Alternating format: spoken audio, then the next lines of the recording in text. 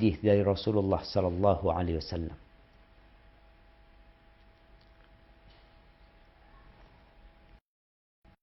Inna baqiya minad dunya bala'un fitnah. Hadis riwayat oleh Ibnu Majah dan yang lainnya. Yang tersisa dari kehidupan dunia ini hanya tinggal bala dan fitnah. Sudah tua. Dunia ini akan berakhir. Kita lihat sebuah pabrik ya, yang sudah lama beraktivitas, lama-kelamaan dia jadi tua, jadi rusak. Kita pun seperti itu. Ketika muda masih sehat, masuk umur 50, 60 semakin lemah. Sedangkan umur dunia ini udah lama, udah tua. Yang tersisa tinggal bala dan fitnah. Wa innama mathalu amali ahadikum kamathalil wi'a. Permisalan amalan kalian itu seperti sebuah wadah. Nih, Nabi mencontohkan amal kita itu seperti sebuah wadah. Idza taba a'lahu, taba asfaluhu. Disebutkan, kalau baik atasnya, bawahnya baik. Wa idza khabutha a'lahu, khabutha asfaluhu. Kalau atasnya buruk, bawahnya juga busuk. Di riwayat Ibnu Majah disebutkan kebalikannya. Kalau bawahnya baik, atasnya baik. Kalau bawahnya busuk, atasnya busuk. Ahibati fillah. Di sini para ulama menjelaskan tentang bagaimana kita memulai amalan kita dengan niat yang baik. Insya Allah kalau niatnya baik, akhirnya juga baik. Karena apa? Karena kita tahu hadis Nabi SAW, innamal a'malu binniyat. Semua amal itu bergantung niatnya. Harus ada niatnya. Dan ini juga menunjukkan bahwasanya yang zahir, yang atas itu seharusnya menunjukkan yang dalam. Barang siapa yang hatinya baik, insya Allah penampilan dia baik. Dan seorang yang beramal dengan ikhlas, insya Allah akan jadi terang benderang hatinya. Tapi sebaliknya, kalau dia riya, dalamnya tuh gelap. Atasnya riya, dalamnya gelap. Ahibati fillah. Berulang kali di dalam Al-Quran Al-Karim Allah menyebutkan tujuan diciptakannya kita dan diberikannya segala fasilitas dalam kehidupan ini. Karena Anda melihat, ya saya pun mungkin sama. Di bulan Ramadan ini kita fokus memperbanyak amal. Sholatnya ditambah, ngajinya ditambah, sodakohnya ditambah. Naam. Tapi jangan sampai banyak amalan yang kau lakukan di bulan Ramadan, tapi kau letakkan di wadah yang bocor. Engkau dapat capek. Nggak ada gunanya. Lelah. Allah berfirman di surat Hud ayat 7. Di surah Hud ayat 7. Nah.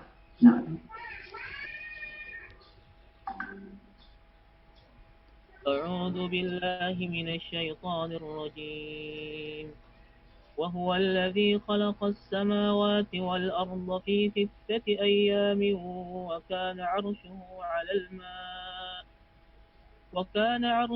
على الماء ليبلوكم أيكم أحسن عملا ولئن قلت من بعد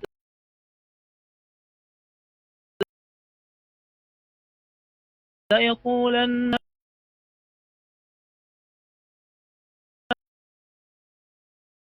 هذا إلا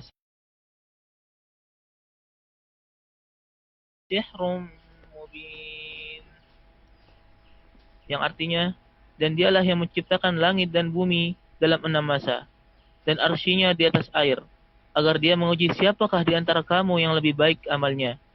Jika engkau berkata kepada penduduk Mekah, sesungguhnya kamu akan dibangkitkan setelah mati, niscaya orang kafir itu akan berkata, ini hanyalah sihir yang nyata. Barakallahu fikum jamaah. Jelas tujuannya liyabluwakum ayyukum ahsanu amala. Allah sebutkan di surat Al-Kahf sama liyabluwakum ayyukum ahsanu amala. Di surat Al-Mulk liyabluwakum ayyukum ahsanu amala. Untuk menguji siapa di antara kalian paling baik amalannya. Dunianya akan berakhir. Dan kita pun akan berakhir. Yang kita bawa hanya amalan. Mungkin fulan ya pernah melakukan kebaikan sebelum dia meninggal dunia. Kemudian dia dikenang oleh orang-orang banyak kebaikan-kebaikannya. Ingat, kebaikan-kebaikan yang dia lakukan itu, asalkan dia tidak ria, insya Allah akan jadi pendamping dia. Dengan catatan, kebaikan itu sesuai dengan tuntunan. Kita tahulah syarat diterimanya amalan. Ikhlas. Sesuai dengan tuntunan. Kalau enggak, antum capek, enggak dapat gaji. Berbincang tentang puasa, Rasulullah sallallahu alaihi wasallam mengatakan, "Rubba sha'imin hadduhu min siyamihil ju' wal 'atash." Berapa banyak orang yang berpuasa tapi ternyata yang dia dapatkan hanya lapar dan haus. Wa rubba qa'imin hadduhu min qiyamihi sahar. Dan berapa banyak orang yang sholat malam yang dia dapat cuma capek, begadang, kelelahan. Itu yang dia dapat. Kenapa? Ya tadi. Bisa jadi dia nggak ikhlas. Atau dia ikhlas. Enggak usah ikhlas. Tapi tidak sesuai dengan tuntunan Rasulullah sallallahu alaihi wasallam. Enggak sesuai dengan aturan yang dibuat. Sama aja. Karena amalan yang terbaik itu yang menjadi hasil ujian ini nantinya. Tujuan diciptakan semuanya agar engkau menghasilkan sesuatu yang terbaik. Bukan untuk menguji siapa yang paling banyak amalannya, siapa yang paling banyak kitabnya, siapa yang paling banyak followernya, siapa yang paling banyak viewernya, siapa yang paling banyak amal solehnya. Bukan. Tapi yang paling baik. Bukan sekedar kuantitas, tapi kualitas yang dibicarakan. Diriwayatkan oleh Abdul Razzaq dalam musannafnya bahwa Sa'id ibn Musayyib, seorang tabi'in, dia melihat seorang laki-laki sholat setelah terbitnya fajar. Ini sepertinya di Masjid Nabawi. Aktsar min rakatain. Lebih dari 2 kali. Banyak kali dia sholat. Antara adzan dan qomatnya. Antara adzan subuh dan qomat. Kita tahu di situ ada 2 rakaat sholat fajar. Yang lebih baik dari dunia dan isinya. Dia orang sholat terus sambil nunggu qomat. Dia memperbanyak sholat sunnah. Lalu sama Sa'id dilarang. Jangan, kata dia. Cukup 2 rakaat. Rakaat al-fajr. Faqala ya Aba Muhammad. Lalu orang ini mengatakan, wahai Abu Muhammad. Kunyahnya Sa'id. Yu'adzibunillah ala salat. Mungkinkah Allah mengazabku karena aku sholat? Aku ini sholat. Aku bukan sedang berbuat maksiat. Apakah Allah akan mengazabku karena sholat? Qala la. Kau bicara karena sholat lah. Walakin yu'adzibuka ala khilafi sunnah. Tapi mengazabmu karena engkau menyelisihi sunnah. Menyelisihi aturan. Aturannya seperti itu, cukupkan sudah. Sholat duhur 4 rakaat, jangan antum jadikan 12 rakaat. Karena antum ingin memperbanyak amalan. Ada waktu-waktu untuk menambah sholat. Kita semua tahu. Keikhlasan salah satu syarat diterimanya amalan. Kita sekarang memperbanyak amalan. Harapannya diterima oleh Allah. Nanti kita sering dengar tuh setelah Id. setelah selesai Ramadan, taqabbalallahu minna wa minkum. Semoga Allah menerima dari kami dan dari kalian. Tapi catatannya, kalau ternyata amalanmu selama Ramadan engkau tidak ikhlas, maka akan jadi bala buat dirimu. Ahibati fillah, keikhlasan ini mengantarkan hamba kepada husnul khatimah. Kita kadangkala dengar hadis tentang seorang hamba ya, yang dia berusaha beramal soleh, terus beramal soleh, tapi di akhir hayatnya dia mati su'ul khatimah.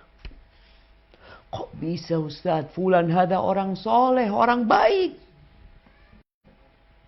Sebaliknya kita melihat ada manusia-manusia yang dalam pandangan kita buruk dan jahat. Amalannya menyimpang, tapi subhanallah di akhir hayatnya Allah berikan hidayah kepada dia, tobat, mati husnul khatimah. Ternyata salah satu yang mendorong mendapatkan husnul khatimah dan terhindar dari su'ul khatimah yang berkaitan dengan wadah bocor.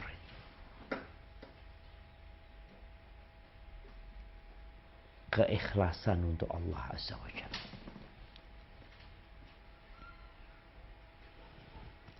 Rasulullah sallallahu alaihi wasallam pernah menceritakan, beliau lagi bersama para sahabatnya, lagi terjadi perang ya.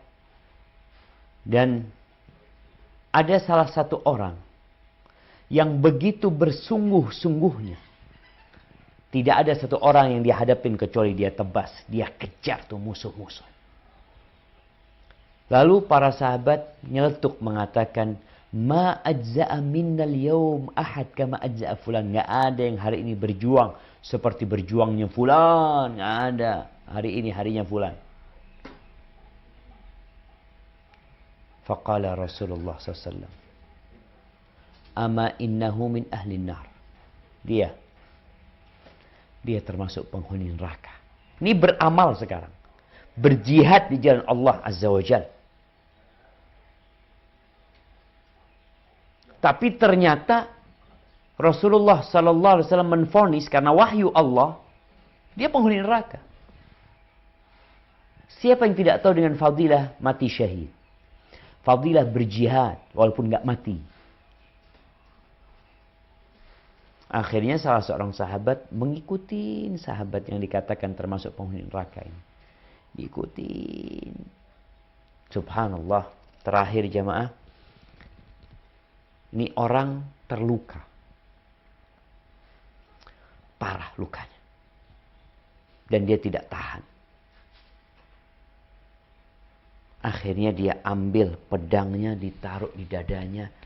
Dia robohkan tubuhnya ke arah pedang itu. Dia tewas bunuh diri. Lalu sahabat ini lari menjumpai Nabi SAW. Dia mengatakan, ya Rasulullah, asyhadu annaka Rasulullah. Aku semakin yakin kalau engkau adalah Rasulullah. Lalu Nabi mengatakan, innar rajula la ya'malu amala ahli jannah fima yabdu linnas. Sesungguhnya ada manusia yang beramal seperti amalan penghuni surga yang tampak bagi manusia. Yang tampak bagi kita, dia beramal amalan penghuni surga. Adapun hatinya, wallahu alam, kita nggak tahu. Wa innar rajula la ya'malu amala ahlin nar. Ada orang yang beramal amalan penghuni neraka yang tampak buat manusia. Padahal dia termasuk penghuni surga. Maka di sini pentingnya menjaga keikhlasan. Jangan bercermin anak kumpul orang soleh, kumpul ustadz ya, kumpul orang-orang baik. Alhamdulillah. Tapi antum perlu membongkar hati antum. Apakah selama ini yang kau kerjakan lillahi ta'ala? Karena Allah Tidak mau ada orang lain. Tidak mau ada sesuatu lain dalam amalan yang diamalkan manusia. Ana aghna syuraka ani syirik. Aku yang paling tidak perlu dengan sekutu. Man amila amalan asyraka fihi ma'i ghairi taraktuhu wa syirkahu. Barang siapa yang beramal sebuah amalan, kemudian dia sisipkan dalam niatnya selain aku tinggalkan dia dengan yang aku disekutukan dengannya. Kenapa ada orang sholat, tapi Allah katakan fawailul lil musallin alladzina hum an salatihim sahun alladzina hum yura'un wa yamna'unal ma'un. Celaka dia sholat.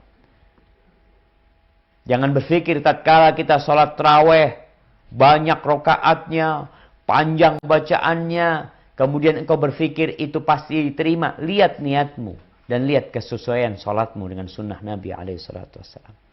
Dan orang yang ikhlas, jemaah,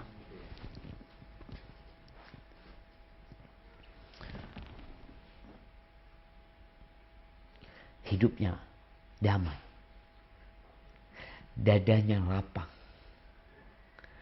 penyakit-penyakit hati, iri, dengki, hasut hilang. Ketika engkau beramal lillahi ta'ala. Tapi kalau engkau beramal untuk manusia, engkau beramal berharapkan pujian, udah wadah itu bocor, engkau hidup susah di dunia. Belum tentu orang itu memujimu. Bisa jadi hanya di depanmu dia berkata baik. Mungkin di belakang dia ngomong buruk. Engkau berharap fulan balas budi, ternyata fulan gak pernah balas budi sama engkau. Susah lagi hati. Makanya kata Nabi SAW, "Thalathun la yaghillu alaihinna qalbu muslim." Ada 3 hal yang namanya dengki itu akan hilang dari hati seorang muslim. Yang pertama, ikhlasul amali lillah. Ketika engkau ikhlas beramal buat Allah Subhanahu wa taala. Yang kedua, wa munasahati wulatil amri wa luzum jama'atihim. Ketika engkau memberikan nasihat kepada pemimpin-pemimpin, kepada pemerintah, dan selalu bersama jamaah mereka, fa inna da'watum tuhitu min wara'ihim. Doa mereka selalu mengiringi mereka, jamaah. Itu ikhlasul amal. Salah satu yang membuat hatimu bersih dari dengki. Sahih, jamaah. Kita tuh kalau sudah mulai beramal, ada sisipan keinginan dipuji, keinginan disanjung, maka mulai itu hati kita menjadi sempit, dada kita menjadi sesak. Lebih parah dari sesaknya orang yang terkena COVID-19. Ahibati fillah. Kemudian koreknya api neraka. Antum kalau nggak ikhlas, antum mau bawa amalan sebanyak apapun. Antum pernah sodako, ana Ustaz alhamdulillah pernah sodako 1 triliun. Karena dia orang kaya. Ada orang yang hartanya 1 triliun itu jamaah zakatnya. Orang punya 100 triliun, zakatnya 2,5 triliun. Allahu Akbar. Ada orang seperti itu? Ada. Ana pernah zakat. Ana pernah memberikan hadiah sebuah mobil, rumah, atau apapun. Tapi tatkala tidak ada keikhlasan di sana, antum akan melarat di akhirat. Di dunia udah penuh kedengkian, dadanya sempit, di akhirat akan jadi penghuni neraka. Abu Hurairah radhiyallahu anhu meriwayatkan sebuah hadis. Beliau mengatakan, inna awwalan nas, bahwa Nabi SAW bersabda, inna awwalan nas yuqda yaumal qiyamah, orang yang pertama kali akan disidang pada hari kiamat. Ini ada 3 golongan manusia yang menjadi koreknya api neraka. Hadis ini mungkin redaksinya berbeda-beda, maknanya satu. Rajulun ustushhid. Satu orang yang mati syahid. Fa'utiya bihi fa'arrafahu ni'amahu fa'arafaha. orang ini datangkan, maka diingatkan dia dengan nikmat-nikmat yang pernah Allah berikan. Dan orang ini mengakui nikmat-nikmat tersebut. Lalu ditanya, fama amilta biha? Engkau gunakan untuk apa nikmat-nikmat tersebut? Apa kata orang ini? Qataltu fik hatta stushhidtu. Ya Allah, aku berjuang di jalanmu sampai aku mati syahid. Ini jamaah, kadangkala ada manusia-manusia yang dipuji-puji, dielu-elukan, fulan baik, fulan kayak gini di dunia. Ini orang mati syahid. Namanya tertulis pahlawan. Orang yang mati syahid dalam peperangan ini. Di sidang dia.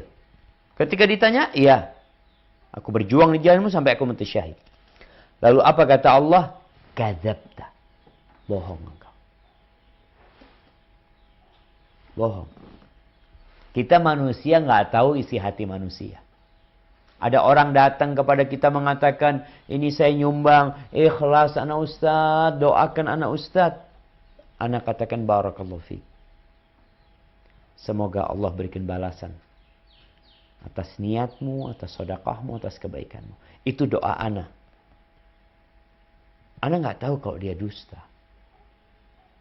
Yang tahu Allah Azza wa Jalla. Ini antara kita sama Allah.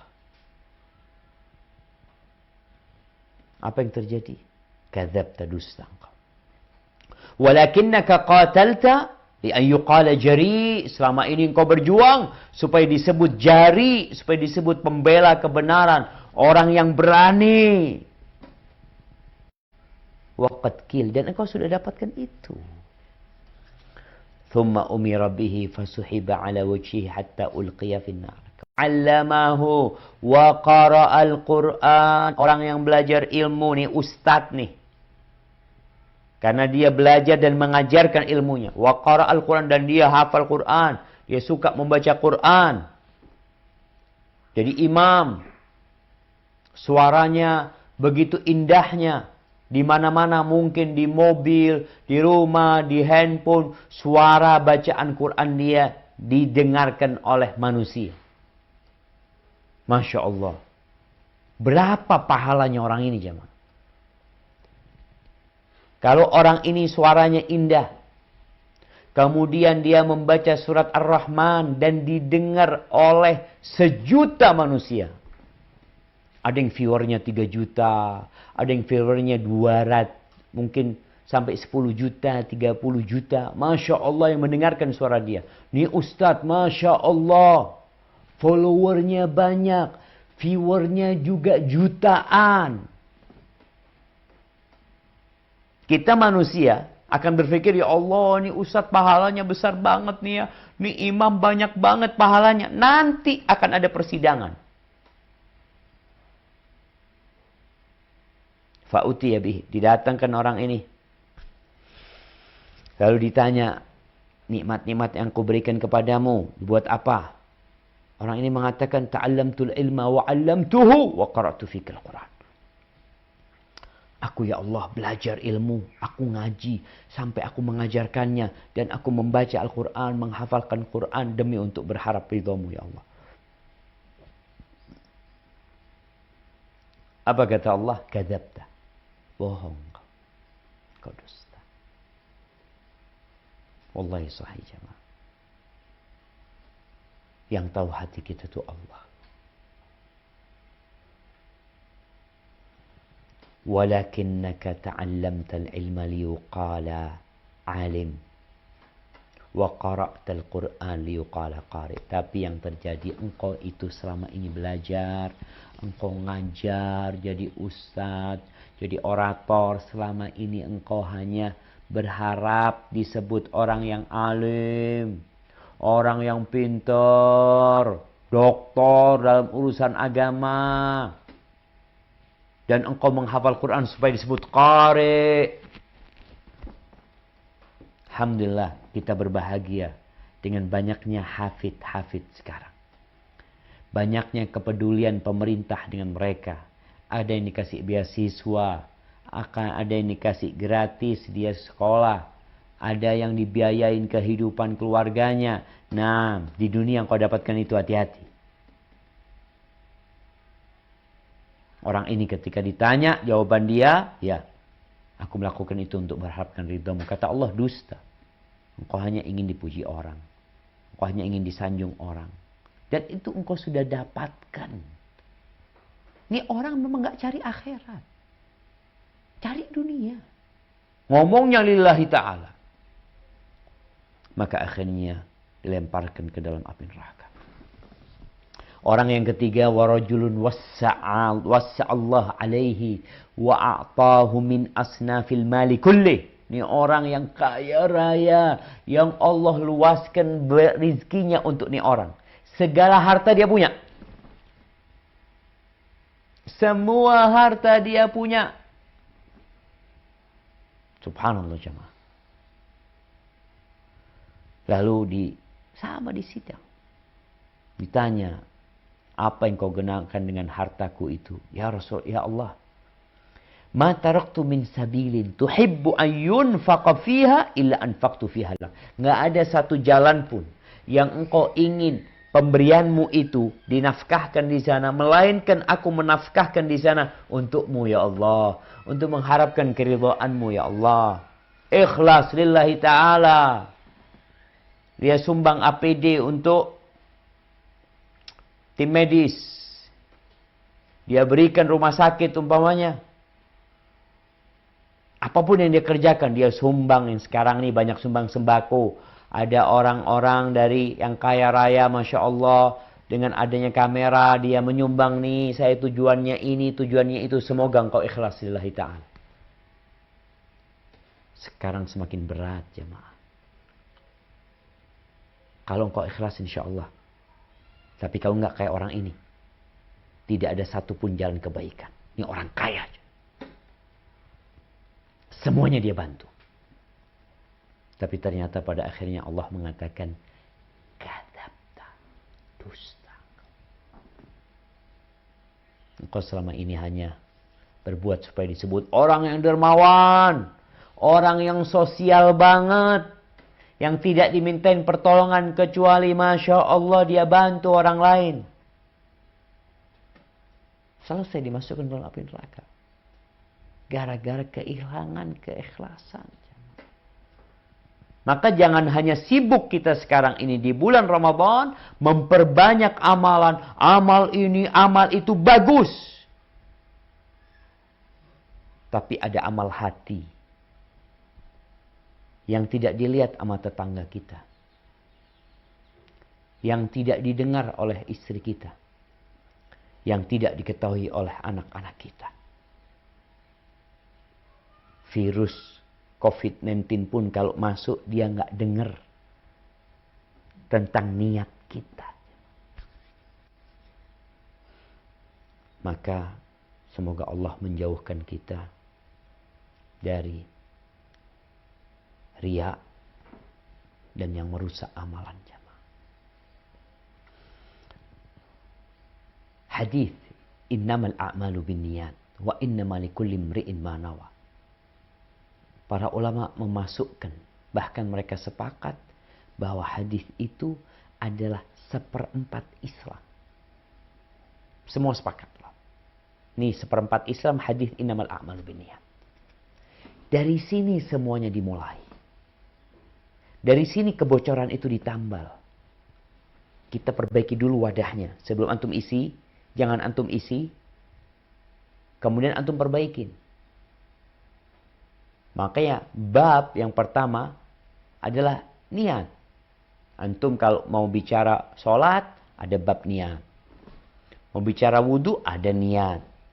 Nanti puasa, ada niat. Nanti zakat, ada niat. Haji ada niat, semuanya. Hadis innamal a'malu binniyat itu hadir. Apa yang dimaksud dengan ikhlas jamaah? Ana rasa kalimat ikhlas ini ya sering kita ucapkan. Kadangkala bercampur makna ikhlas dengan nerima. Ada orang kena musibah, hilang motornya, Dia mengatakan, saya ikhlas Pak Ustaz. Nerima kondisinya. Artinya ikhlas jamaah murni. Tidak bercampur. Allah dalam Al-Quran menyebutkan labanan khalisan sa'iqan lisyaribin. Air susu itu, air susu. Bagaimana air susu bisa keluar putih gitu ya? Padahal dia di dalam tubuh harus melalui darah dan kotoran. Min baini farthin wadamin. Di tubuh itu ada darah yang mengalir. Ada kotoran yang kemudian dari sana itu muncul saripati yang menjadi susu, jemaah. Kok bisa seperti itu? Itulah yang disebut ikhlas.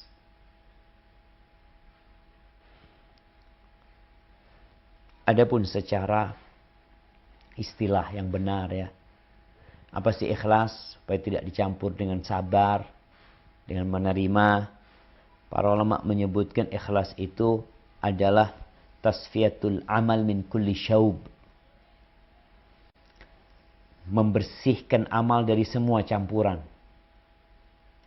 Semua campuran udah. Keinginan dipuji. Orang kalau ingin dipuji berarti amalnya nggak ikhlas. Orang beramal lillahi untuk akhirat tapi ingin dunia berarti nggak ikhlas. Bersih dari semua campuran. Engkau beramal hanya lillahi ta'ala.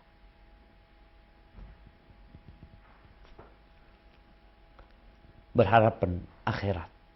Karena ada orang beramal, sedekah. Boleh nggak Ustaz sedekah berharapkan sembuh? Sedekah berharapkan sembuh. Boleh.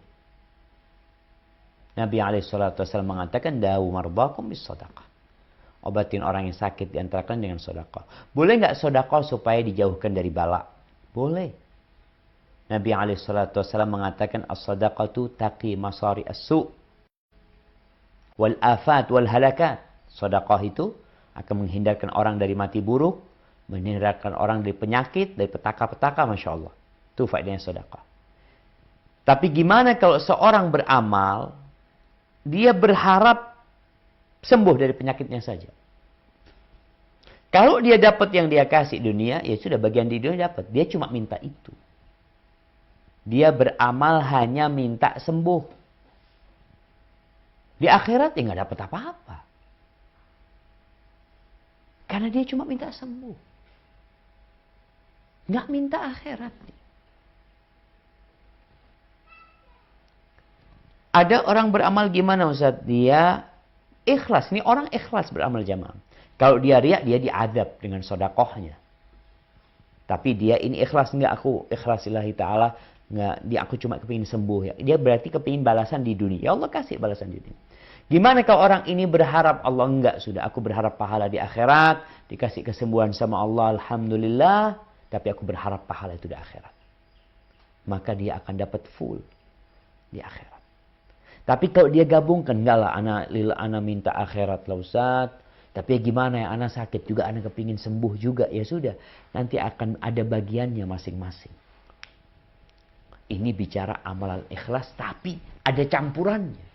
Campurannya keinginan pahala di dunia.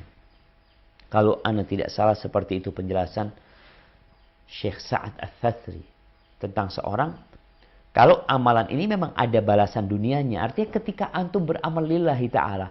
Beramal berharapkan akhirat. Yang dunia ikut. Antum berharap sembuh. Ya Allah kesembuhan datang. Antum sedekah. Ya Allah. Aku ingin menyelamatkan diriku dari api neraka. Ya Allah. Aku ingin balasan di surgamu. Ya Allah. Dunia terserah engkau lah. Aku yang penting harap pahala di akhirat.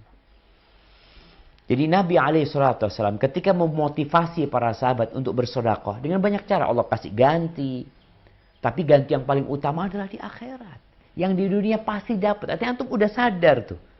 Insya Allah urusan dunia dapat. Nggak perlu diniatkan untuk dapat dunia. Tapi niatkan untuk akhirat yang dunia dapat. Tapi kalau antum niat untuk dunia aja, ya udah dunia antum dapat. Kalau dapat akhirat, wallahu a'lam. fama lahum fil akhirati min khalaq. Akhirat nggak dapat apa-apa. Ahibati fillah, bagaimana menuju kepada keikhlasan? Bagaimana kita memperbaiki wadah ini supaya nggak bocor? Subhanallah ya. Menuju puncak ikhlas adalah sebuah perjuangan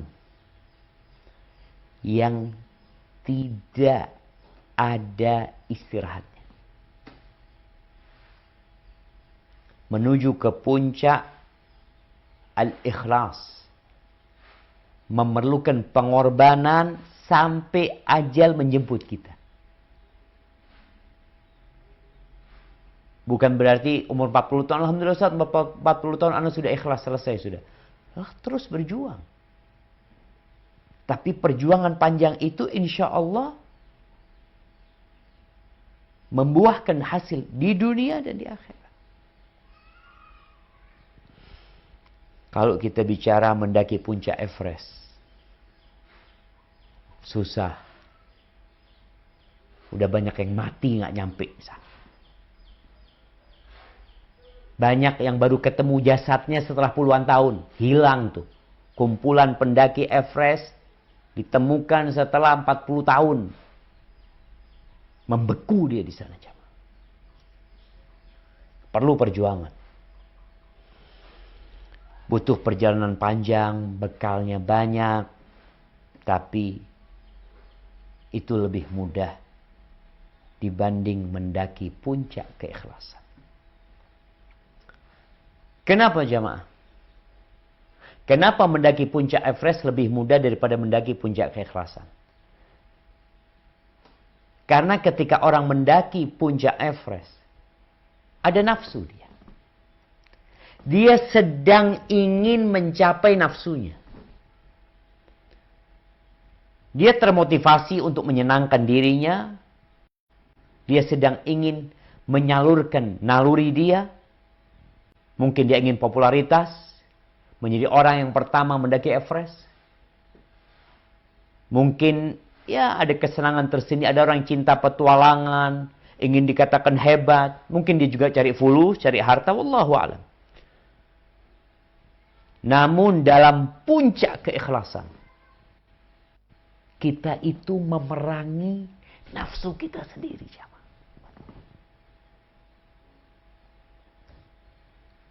Kita itu disuruh membenci apa yang disukai sama jiwa kita. Ya gimana sekarang? Lawannya itu di sini nih. Jadi kalau dikatakan ada musuh eksternal, musuh di luar sama musuh di dalam, musuhnya ini di diri kita sendiri. Kalau setan di luar, setan itu cuma bisik-bisik. Ucapkan a'udzubillahi minasyaitonirrajim. Di bulan Ramadan setannya dibelenggu. Tapi ternyata ada di dalam diri kita sesuatu yang sangat-sangat berbahaya kalau tidak dikontrol. Allah mengatakan innan nafsa la'ammaratum bisu. Sesungguhnya jiwa nafsu itu benar-benar memerintahkan kepada keburukan. Nafsu kita. Makanya perlu adanya tazkiyatun nafs. Supaya dia jadi terkontrol jemaah. Coba kita lihat, manusia itu suka dipuji. Tapi kalau bicara ikhlas, dia harus menghilangkan perasaan ingin dipuji.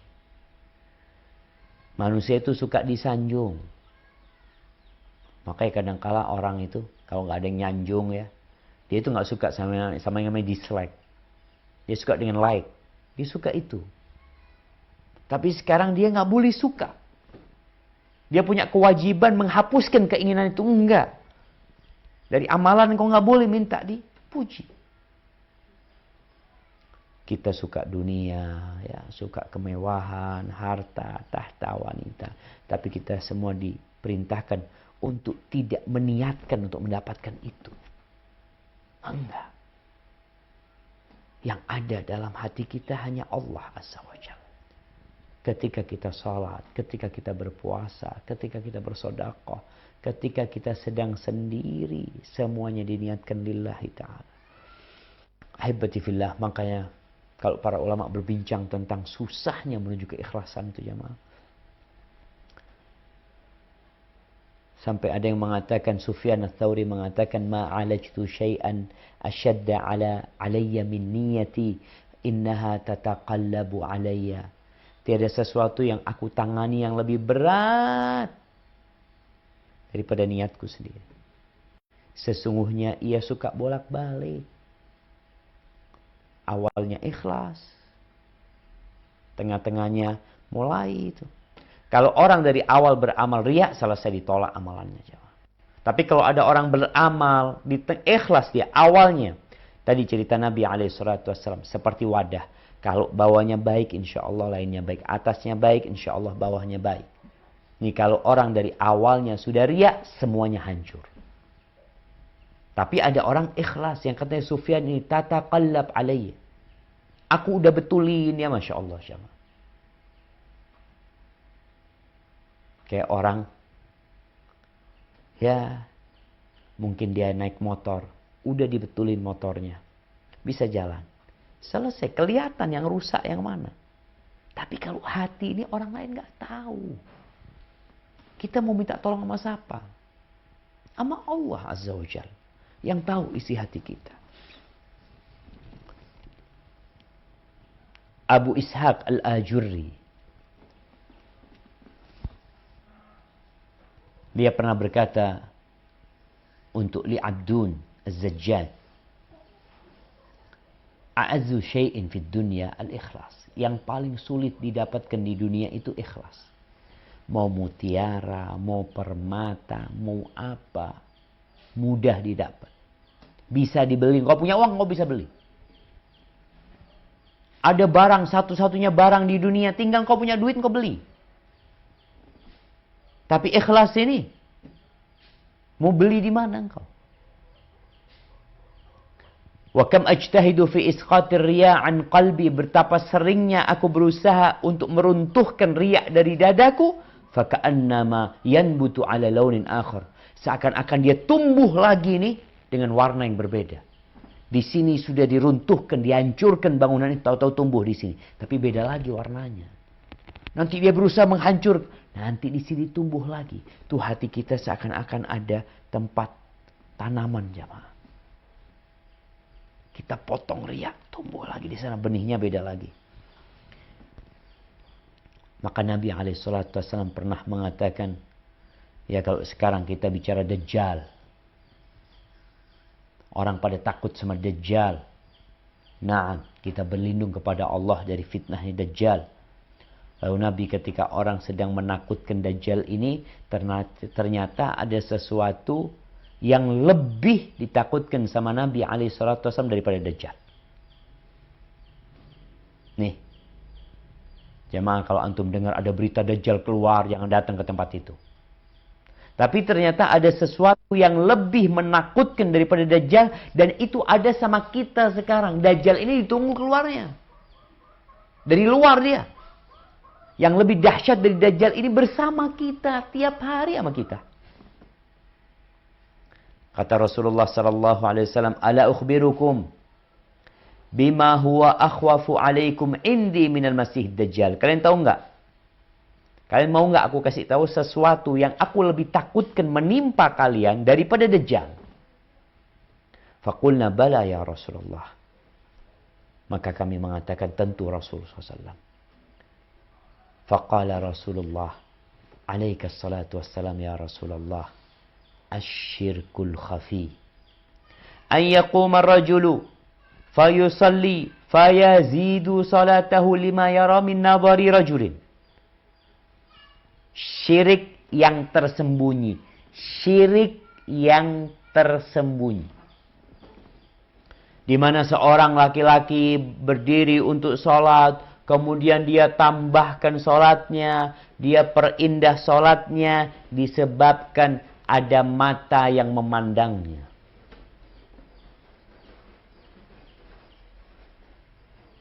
Hada syirkul khafi. yang lebih ditakutkan daripada Dajjal. Sehingga tatkala kita berbincang tentang tanda-tanda akhir zaman, ya, kita perlu takut dengan turunnya Dajjal, dengan keluarnya Dajjal nantinya. Nah, tapi ada sesuatu yang kita remehkan ternyata. Syirkul khafi. Jamaah rahimakumullah. Ada beberapa tanda keikhlasan. Ana akan sampaikan ya secara ringkas ya. Kemudian kita masuk ke sesi tanya jawab. Yang pertama, tanda orang ikhlas itu suka menyembunyikan amalnya. Menjauh dari tempat-tempat yang rawan pujian. Artinya dia menyelamatkan diri dari tempat itu. Rasulullah sallallahu alaihi wasallam bersabda, "Man istata'a minkum an yakuna lahu khib'un min amalin salih falyaf'al." Dari Zubair bin Awam, bahwa Nabi alaihi salatu wasallam bersabda, barang siapa di antara kalian yang yang mampu untuk memiliki amalan tersembunyi, hendaklah dia melakukan itu. Ini nih tanda orang ikhlas, sembunyi-sembunyi. Bukan berarti sedekah terang-terangan nggak boleh. Boleh kalian sedekah terang-terangan. Diumumkan, fulan sedekah sekian juta, fulan membantu memberikan bantuan sosial berupa sembako sekian banyak. Boleh. Asalkan niatnya lillahi ta'ala. Allah mengatakan, in tubdus sadaqati fa ni'mahi wa in tukhfuha wa tu'tuha al-fuqara fa huwa khairul lakum. Kalau kalian menampakkan sedekah kalian, itu baik. Tapi kalau kalian sembunyikan, kemudian kalian berikan kepada mereka yang berhak, kepada orang-orang fakir, tanpa ada kamera yang memandang kalian, tanpa ada wartawan yang menanyai kalian, itu lebih baik buat kalian. Lebih menjaga keikhlasan. Makanya Rasulullah SAW menyebutkan ya tentang yang mendapatkan naungan dari Allah nanti, seorang yang mengingat Allah ketika sendirian, kemudian air matanya menetes. Nabi menyuruh untuk sholat malam ketika orang-orang tidur. Nabi menganjurkan sholat sunnah di rumah, bukan di masjid. Karena itu lebih menjaga. Amir bin Abdi Qais rahimahullahu ta'ala, dikatakan dia nggak pernah sholat sunnah di masjid. Nggak pernah. Padahal di rumahnya dia sholat sehari 1000 rakaat. Ini disebutkan oleh Ibnul Jauzi dalam kitabnya Talbis Iblis. Dan masih banyak yang lainnya, jamaah. Maka jangan sampai kita tertipu dengan menampakkan amalan kita. Awalnya nggak apa-apa. Engkau untuk memotivasi orang. Iya. Awalnya memotivasi orang. Nanti iblis datang. Oh, kau orang baik ternyata. Ini itu. Dan nafsumu menyambut itu. Tapi ketika engkau sembunyikan amalanmu, iblis mau godain dari mana? Udah engkau tutup pintunya. Nggak ada yang lihat. Yang kedua, selalu menuduh diri dengan kekurangan. Nggak suka muji dirinya sendiri. Ketika dia bermuhasabah, malah yang dia lakukan itu, ya Allah ya, jangan sampai ternyata aku masih banyak dosanya. Ternyata aku ini tampak baik dilihat orang ya. Sehingga itu akan mengantarkan kepada rasa takut agar Allah menerima amalannya. Bukan malah dia GR. Jadi ujub. Enggak. Nabi Ibrahim ajak doanya apa? Rabbana taqabbal minna innaka antas sami'ul alim. Beliau berdoa juga wa tub alaina innaka antat tawwabur rahim. Itu doanya Nabi Ibrahim alaihissalam. Kemudian jamaah, buat orang yang ikhlas sama aja dia. Kebaikan itu lewat dia atau lewat orang lain. Nih, panitia kajian. Dia mau jadi pembawa acara, mau jadi host, mau jadi tukang parkirnya, mau jadi penerima tamu, mau jadi tukang sound systemnya, apapun. Buat dia sama. Kebaikan itu dia mau lewat siapapun, buat dia sama. Kemudian dia diletakkan dimanapun, buat dia sama. Karena ana beramal lillahi ta'ala. Hari ini ana di bagian parkir, besok ana di bagian toilet, besok terserahlah. Karena sejatinya kita beramal lillahi ta'ala. Kemudian ana mencaci maki ana, terserah. Tapi kalau kita beramal demi pujian, Tahu-tahu di sana ternyata yang dislike banyak, itu jadi susah hidupnya. Tapi ketika antum lillahi ta'ala, mau 1 juta yang dislike. Ketika antum lillahi ta'ala, Nabi SAW sendirian diperangin oleh penduduk Mekah. Ketika beliau hijrah, jumlah sahabat mungkin 3.000, didatengin oleh 10.000 pasukan. Tapi nggak ada urusan sama mereka. Ketika kita beramal lillahi ta'ala. Kemudian jamaah, yang terakhir nih, muslim itu luar dalamnya sama. Jangan sampai antum termasuk orang yang pura-pura baik di depan kamera. Tapi di belakang ternyata antum syaitan. Tolong jaga diri. Luar dalamnya sama. Ketika antum berbuat dosa, segera ikutin dengan amal soleh. Tapi jangan sampai antum pura-pura berbuat kebaikan. Nggak ada orang pura-pura berbuat dosa ya. Aduh ya Allah, ini pura-pura berbuat dosa. Enggak. Dia berbuat dosa memang terjebak dia ke sana. Tapi pura-pura berbuat baik banyak. Maka antum harus sama luar dalamnya antum. Dan hendaklah menjadi orang yang siap untuk dikritisi. Itu menunjukkan kalau antum, ya anak kalau ditegur, ya sudah mau gimana. Memang manusia tempatnya salah. Hadza wallahu a'lam bishawab. Itu yang bisa Anda sampaikan pada kesempatan kali ini. Tapi sejatinya pembahasan ini panjang. Namun nasihat Ana, jangan sampai antum sibuk beramal di bulan Ramadan dengan fisik antum, tapi lupa hatinya untuk dikuatkan dulu wadahnya ini. Sehingga semua amalan masuk di sana lengkap dan pada hari akhir tidak menjadi debu yang berterbangan.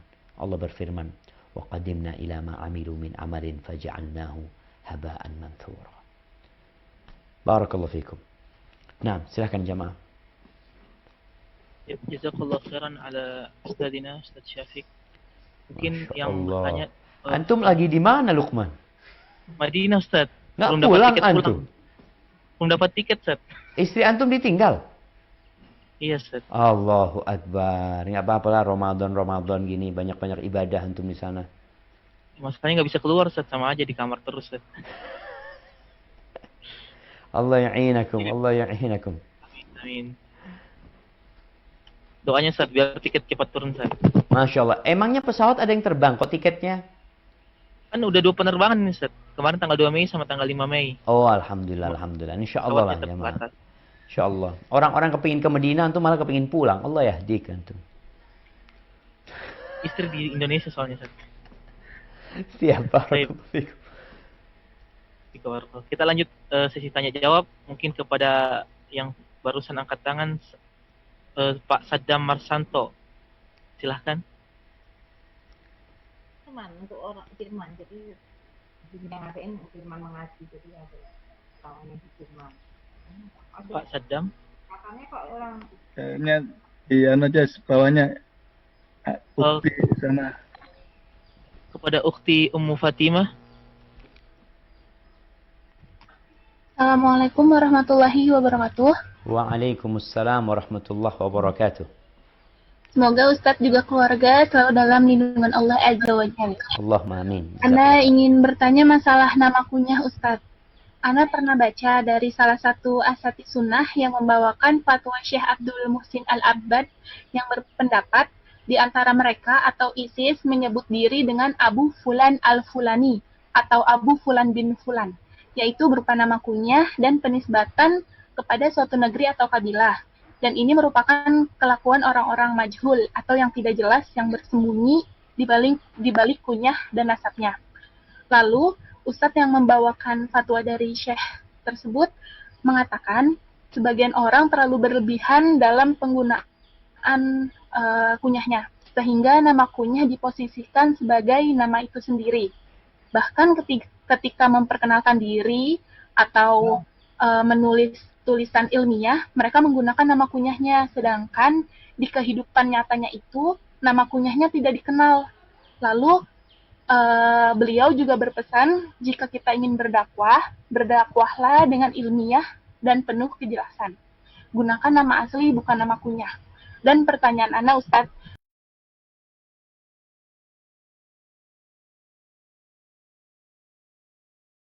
ketika ada seseorang thalabul ilmi yang notabene bukan seorang dai, ia ingin menggunakan nama kunyahnya untuk menyampaikan fawaid yang ia dapat dari suatu kajian yang ia ikuti, atau berdakwah dengan nge-share poster semacam kutipan-kutipan gitu di sosial medianya tanpa memberitahu nama asli dirinya. Sedangkan yang Ana tahu berkunyah itu berkunyah itu sunnah, Ustadz. Yang apakah hal seperti ini termasuk bersembunyi di balik nama kunyah yang tidak dibolehkan? Syukran, Ustaz. Barakallahu. Barakallahu fiik. Ini dari Ummu Fatimah. Nah, iya, kalau bicara kunyah, sejatinya kunyah itu adalah nama panggilan. Nama panggilan. Sehingga orang itu dipanggil dengan kunyah itu sebagai bentuk penghargaan. Jadi kalau kita lihat, kunyah ini bukan hanya di Arab. Di Indonesia kunyah itu dipakai, khususnya di Jawa, Ana yang tahu. Nggak tahu di luar Jawa. Dipakai kunyah itu. Karena memang dia punya anak fulan, maka dia dikenal Abu Fulan. Ana sampai punya tetangga nggak tahu namanya. Karena kita panggilnya dia Pak Husnul namanya. Anaknya namanya Husnul. Kita panggil Pak Husnul. Namanya siapa? Dulu lupa namanya siapa. Jadi itu memang nama panggilan. Rasul Shallallahu Alaihi Wasallam pernah memanggil seorang dengan kunyah. Dipanggil ya Aba Fulan, ya Aba Umair, ma fa'alan Nughair. Dari sinilah para ulama menyebutkan bahwasanya kunyah itu sebuah yang dianjurkan. Aisyah radhiyallahu taala anha, dia ingin pakai kunyah, dia nggak punya anak. Akhirnya dia pakai kunyah keponakannya dan minta izin sama Nabi alaihi salatu wasallam. Akhirnya dia punya kunyah Ummu Abdillah namanya. Kalau sekarang orang itu mengenalkan dirinya dengan kunyah, kita jadi nggak kenal sama dia. Ketika ada masalah ini itu, siapa Fulan? Abu Fulan. Abu Fulan siapa? Banyak kalau bicara kunyah. Abu Abdillah, banyak Abu Abdillah. Yang mana Abu Abdillah? Karena orang itu secara tertulis di KTP-nya, secara tertulis di mana-mana, dia menggunakan yang namanya nama asli dia. Ada orang yang malah Anda pernah lihat, subhanallah. Seorang syekh di Madinah itu marah kepada seorang mahasiswa ketika ditanya, tolong kenalkan dirimu. Lalu dia menyebutkan, Ana Abu Fulan. Kata dia, nggak ada kayak gitu, kata dia. Belajar dari mana antum? Karena di situ ada unsur dia memuliakan dirinya. Dengan ucapan Ana Abu Fulan. Sebutkan, Ana Fulan. Kalau memang nama kunyahnya ini sudah dikenal orang, namanya sendiri nggak dikenal, ya mungkin nggak ada masalah. Nah, sekarang menuju kepada pertanyaan anti. Apa tujuan orang menggunakan kunyah yang tidak dikenal? Mamanya tadi dia untuk share fawaid ya, ini itu. Kalau tujuan dia, ya harapan ana, Ustadz, supaya ana bisa ikhlas lillahi ta'ala. Satu. Yang kedua, ana takut kalau pakai nama asli akan membahayakan diri ana. Ada sebabnya. Karena ana lihat beberapa ulama kadang-kala menulis buku karena ada pihak-pihak yang membahayakan dirinya kalau tahu siapa yang menulis buku itu, seperti kelompok-kelompok yang menyimpang ini ketika dibantah, yang membantah dengan nama asli, kadang-kala mereka nanti akan memberikan ya tindakan kejahatan kepada dia, maka itu menjadi alasan. Maka wallahu a'lam bishawab, kalau ketika anti mengatakan anti menggunakan nama itu hanya untuk menyebarkan fawaid, tapi anti tidak gunakan untuk mengenalkan diri anti, tapi untuk menyembunyikan supaya anti ikhlas, semoga anti ikhlas. Tapi yang jadi masalah ketika anti pakai kunyah menyebarkan fawaid, akan ada banyak like kepada anti. Ada banyak orang yang suka dengan faedah tersebut. Masalahnya di hati anti sekarang. Mau pakai nama asli, mau pakai nama kunyah, ketika sudah banyak yang mengambil manfaat dari anti, dari akun anti umpamanya, semua kembali kepada hati anti. Hadza wallahu a'lam bishawab ya. Semoga kalau yang seperti itu tidak termasuk dari yang berlebih-lebihan, kembali kepada niatnya. Tapi kalau kenalan sampai ngomong kunyahnya, di buku ditulis kunyahnya sehingga nggak dikenal sama orang, maka itu perbuatan yang tidak sesuai dengan sunnah sebenarnya ketika dia ingin mengamalkan sunnah itu sendiri. Hadza wallahu a'lam bissawab. Jazakallah khairan. Pertanyaan selanjutnya kepada Ibu Resti Indriana, silahkan. Assalamualaikum warahmatullahi wabarakatuh, Ustadz. Waalaikumsalam warahmatullahi wabarakatuh. Semoga Ustadz, keluarga, dan kita semua senantiasa dalam lindungan Allah. Allahumma amin. Ana izin bertanya, bagaimana cara melakukan sedekah sampai-sampai tangan kiri kita pun tidak mengetahuinya? Jazakallahu khairan wa barakallahu fikum. Nah, jemaah. Iya. Ini bicara tentang bagaimana menjaga amalan supaya ya tidak bocor. Yang kedua, supaya kita punya amal soleh yang tersembunyi. Supaya kita dapat naungan nanti. Pada hari kiamat tatkala kita perlu naungan tersebut. Tatkala pujian, sanjungan, harta, anak tidak berguna lagi. Hanya amal yang ikhlas lillahi ta'ala. Gimana caranya? Ya kalau bicara caranya, jangan dikasih tahu orang. Mungkin. Kalau di zaman dulu agak sulit. Zaman dulu itu nggak ada model transfer sekarang duit. Sekarang Masya Allah. Ada penggalangan dana. Cek. Benar nomor rekeningnya. Apalagi nomor rekeningnya sudah virtual account. Atas nama buka puasa. STD Imam Syafi'i. Umpamanya sudah jelas. Anti transfer ke tempat itu nggak ada yang tahu. Mungkin pihak bank tahu, pihak mana tahu, nggak ada urusan sama mereka nanti. Selesai masuk ke sana. Ini salah satu cara agar kita beramal, nggak ada yang tahu. Kemudian bisa jadi dengan nama samaran. Mamanya, nih ada Abdullah titip sodakoh. Nah, padahal Abdullah maksudnya dia. Abdullah itu hamba Allah. Yang ngomong ini titip sedekah. Dari siapa? Ya tulis Abdullah sudah.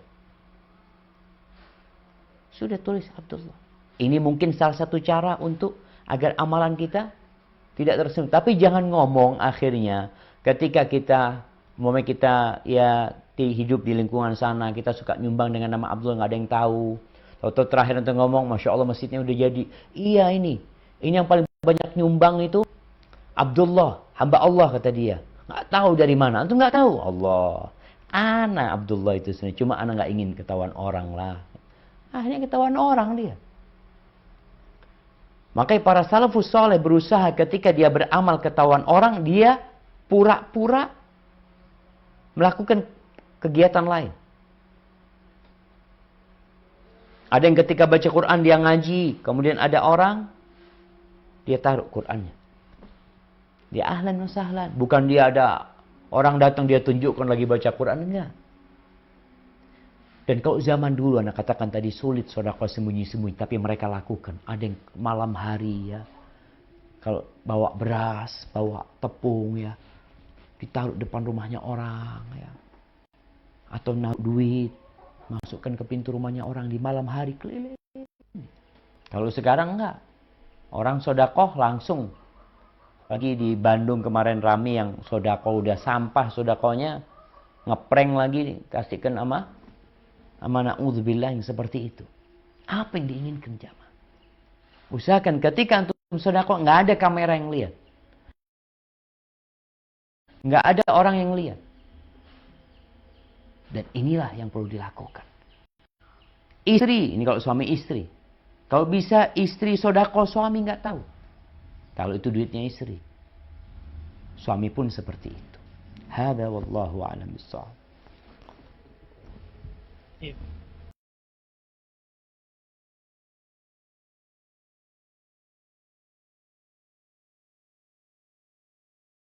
Jazakallah khair Ustaz. Dan pertanyaan selanjutnya ada dari Pak Ariwidi. Assalamualaikum Ustaz. Waalaikumsalam warahmatullahi wabarakatuh.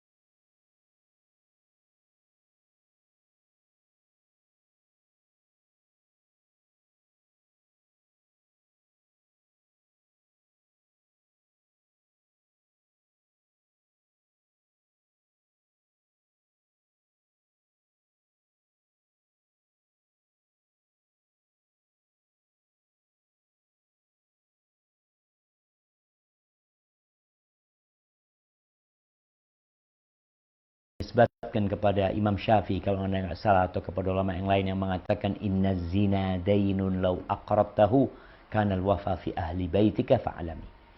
Sesungguhnya zina itu utang. Zina itu utang. Kalau engkau ngutang zina, maka engkau harus melunasin. Melunasinnya di keluargamu. Jadi ini sekedar ucapan tentang bagaimana kama tadinu tudan. Sebagaimana engkau berbuat, maka akan dibuat kepadamu. Jadi memang kalau kita melihat kepada hukuman-hukuman yang Allah berikan kepada pelaku dosa, itu sama dengan jenis amalan dia. Sama dengan jenis amalan dia. Al-jaza'u min jinsil amal. Orang mencuri, maka dia akan dibalas, barang dia akan hilang ya, nantinya diambil orang. Ketika dia menzalimin orang lain, dia pun akan merasakan apa yang dia lakukan, seperti itu. Jadi balasan sesuai dengan perbuatan. Zina.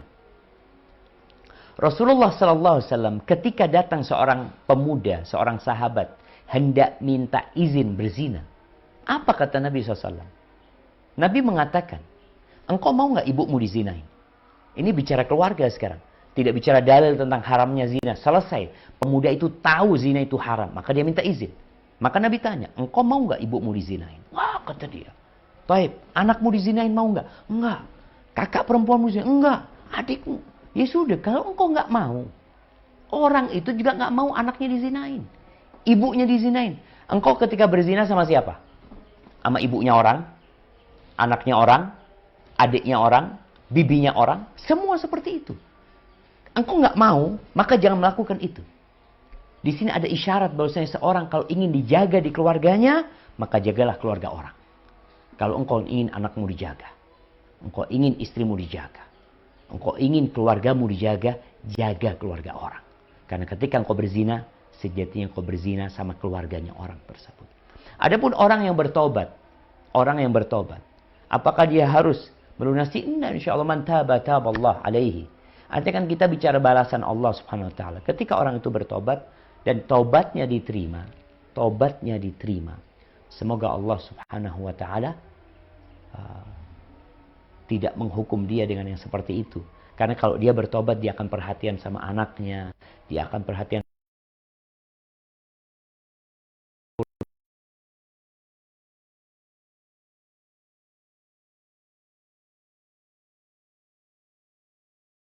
karena tobat dia, keluarganya akan dijaga.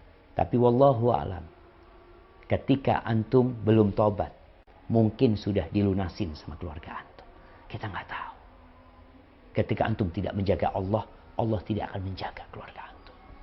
Hadza wallahu alam bisawab. Itu yang bisa ana sampaikan. Kurang lebihnya ana mohon maaf. Ana kembalikan kepada Ustadz Luqman untuk menutup. Barakallahu fikum. Ustaz, jazakumullah khairan atas ilmunya, dan mudah-mudahan bermanfaat dan bisa kami amalkan. Amin ya rabbal alamin. Kita tutup dengan doa kafaratul majlis. Subhanakallahumma wa bihamdik, asyhadu an la ilaha illa anta, astaghfiruka wa atubu ilaik. Assalamualaikum warahmatullahi wabarakatuh. Waalaikumsalam warahmatullahi wabarakatuh. Assalamualaikum.